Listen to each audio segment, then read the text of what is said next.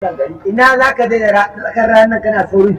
A ganin nan Ka ɗauko da kani ini. baka ji ina kan shan alwala ba. Na ji kana yi ba. To san kwata birnin shehu zan ji.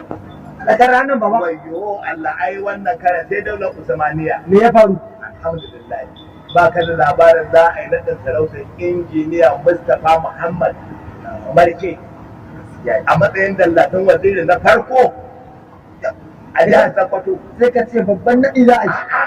Kai nake gaya ma, ai abin babban ne wajen fa sauro da gasar. Gaskiya. To baba, shi wannan naɗin yaushe ne za a yi ɗin nan? Za a yi wannan naɗi ranar Lahadi 30 ga watan Mai shekara ta 2021 da misalin karfe 11 na safiya. Ka san a ina?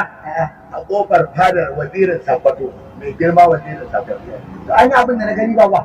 Ka ce 30 ga wannan watan kuma yau muna nawa gota lokaci bai ba kuma ka taho. Da zafi ake dukan karfe. Tunda ni ba abin hawa ne da ni ba gadon tafi kuru kamar shekararren kunkuru ba kafin ranar sai ka gana je. Wannan gaskiya. Ai mu da ka gama nan da tijai abinda za mu gano ku yara ko kun hau tsauni ba za ku gan shi ba. Kuma kai ka san amana ce tsakanina da mutanen Sokoto. Gaskiya. Ba dan Sokoto ba da yanzu mu ma gudawa ne. Wannan haka yake. Sokoto birnin shehu da shehu dan gaskiya aka yi. Wannan gaskiya baba. Kai ka kwantar da hankali. In dai haka ne to baba.